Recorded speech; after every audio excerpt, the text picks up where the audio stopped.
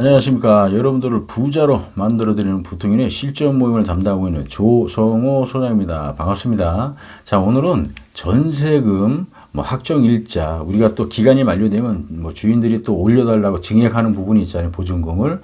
그런 경우에 우리가 계약서를 작성을 어떻게 해야 되고 이걸 어떻게 확정일자 받아야 되는지 모르시는 분들이 의외로 많이들 계셔서 이 부분을 오늘 주제로 가지고 좀 말씀을 드려볼까 합니다.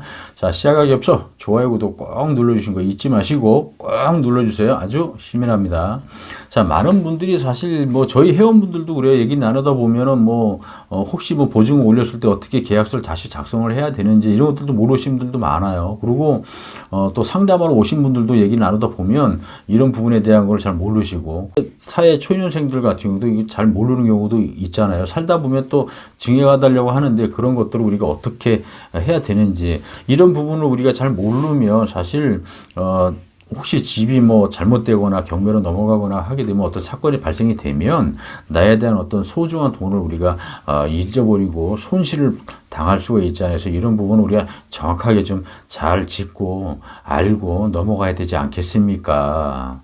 자, 오늘은 요걸 가지고 좀 말씀을 드릴 텐데 사실 우리가 이제 어떻게 계약서 어떻게 작성하세요? 라고 물어보면 기존 계약서에다가 그냥 찍찍 긋거나 아니면 이제 하이트로 지워버리고 기존 계약서에다 그냥 금액만 이렇게 쓰시는 분들도 있더라고요. 절대 이렇게 하시면 안 돼. 지우면 안 됩니다. 기존 계약서에 있는 그 내용은 절대 지우면 안 되고 새로운 계약서를 다시 작성을 해야 돼요. 그러니까 예를 들어 보증금이 3억이고 올려달라는 게 1억이다 그러면 이제 4억이지 않습니까? 그러면 두 가지 방법이 있어요. 1억 원에 대한 어떤 보증금만 다시 이제 새로운 계약서 쓰는 방법이 있고 또 하나는 그냥 3억 원, 1억 해서 4억 원의 총 금액을 그냥 다시 새로운 계약서를 작성을 하시는 경우가 있습니다. 그래서 두 가지 줄 중에 이제 하나를 선택을 해서 작성을 잘 하시면 돼요. 그래서 그걸 가지고 이제 확정일자를 받으면 되는 거거든요.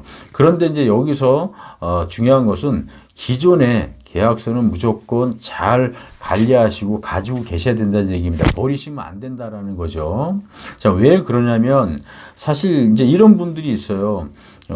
이제 새롭게 작성을 했기 때문에 기존의 어떤 계약서는 이제 의미가 없다라고 또 생각하시는 분들이 있는데 절대 그렇지 않습니다. 왜 그러냐면 2년 전에 쓴 계약서에 우리가 확정일자 받았잖아요. 그러면 2년 전에 쓴 날짜부터 확정일자 받은 날짜부터 그거는 법적 보호를 받을 수 있는 거거든요. 그리고 지금 계약서를 다시 쓴 거는 지금 날짜 확정일자 받으면 그날부터 우리가 법적으로 보호를 받을 수 있는 겁니다. 그래서 기존 계약서하고 새로운 계약서를 그대로 같이 두 개 다 꼭 보관을 하셔야 된다는 거. 그래야 우리가 나중에 문제가 생기더라도 법적으로 보호를 받을 수 있다는 거.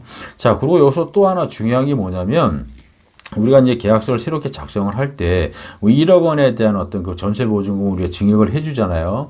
그랬을 때 특약사항에다 정확하게 문구를 넣으셔야 돼요. 오늘 날짜다 그러면 2019년 몇 월 며칠 날 1억 원에 대한 어떤 전세보증금을 올려주는 내용이라는 문구를 정확하게 특약사항에 넣어서 확실하게 그것을 확정일자 받아야 되는 겁니다. 그래서 우리나라 같은 경우는 어떻게 보면 사실 계약서에 어떤 내용을 가지고 우리가 법적으로 보호를 받을 수 있는 거기 때문에 정확하게 확실하게 넣어놓으시는 게 좋다.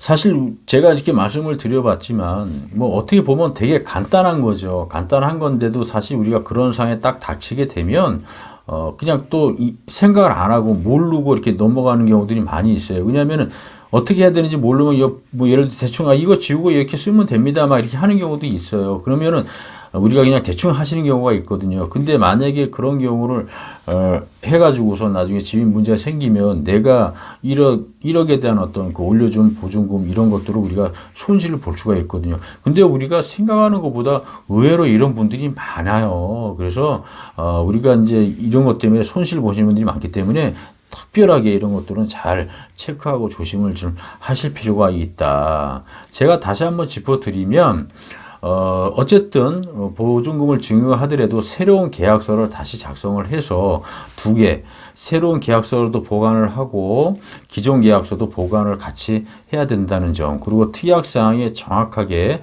오늘 날짜에 대한 어떤 전세금을 상승된 부분에 대한 금액만큼 올려줬다라는 걸 정확하게 문구를 넣으실 필요가 있다. 그래서 기존 계약서에 있는 내용들은 절대로 손대거나 지우거나 없애버리시면 안 된다라는 거죠. 이런 것들을 꼭 기억을 하셔야 나중에 혹시 문제가 생겼을 때도 내가 법적으로 보호를 받을 수 있는 겁니다.